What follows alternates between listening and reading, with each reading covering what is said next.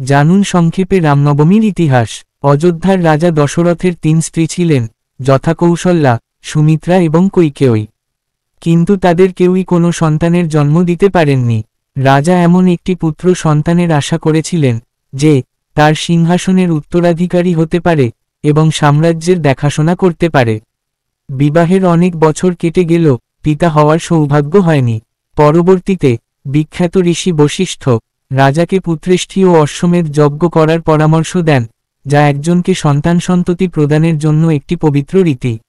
রাজা দশরথ মহর্ষি ঋষ্যশৃঙ্গ মুনিকে যথাসম্ভব সঠিক উপায়ে যজ্ঞ সম্পাদন করার অনুমতি দেন।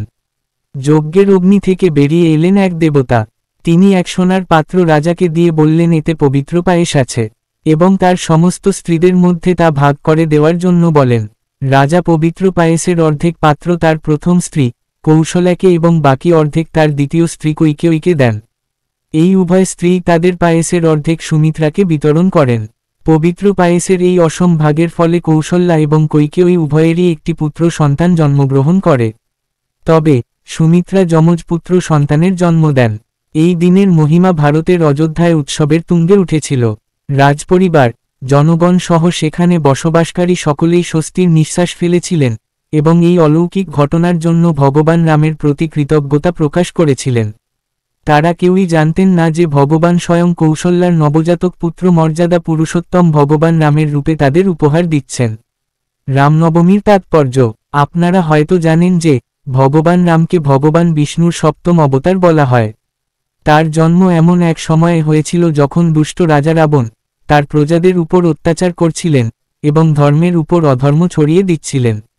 ভগবান রাম এক যুদ্ধে রাবণকে ধ্বংস করেছিলেন এবং দশেরার দিন শান্তি ফিরিয়ে আনেন।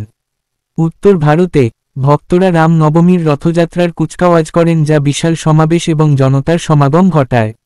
রথে ভগবান রামের মূর্তি, দেবী সীতা, লক্ষ্মণ এবং ভগবান হনুমানের সাথে দেখা যায়।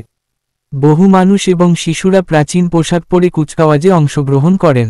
সমগ্র ভারতের অনেক অঞ্চলে লোকেরা পূজার পরে প্রসাদ বিতরণের পাশাপাশি ভজন এবং কীর্তন অনুষ্ঠানের আয়োজন করে। দেশজুড়ে মন্দিরগুলি সুন্দর ফুল এবং আলোয় সজ্জিত দেখা যায়। ভক্তরা দিনের বেলায় দেবতার প্রতি শ্রদ্ধা নিবেদন করেন এবং আরতির মতো মন্ত্র জপ করেন। মন্দিরে বিশেষ হবনেরও আয়োজন করা হয়, যার সময় তারা বৈদিক মন্ত্র অব্যাহত রেখে খাবার, ফুল এবং ফল উৎসর্গ করেন। প্রভু সকলকে তার ঐশ্বরিক কৃপায় আশীর্বাদ করুন। শুভ রাম নবমী বন্ধুরা, ভালো থাকবেন, সুস্থ থাকবেন। দেখা হবে পরের ভিডিওতে।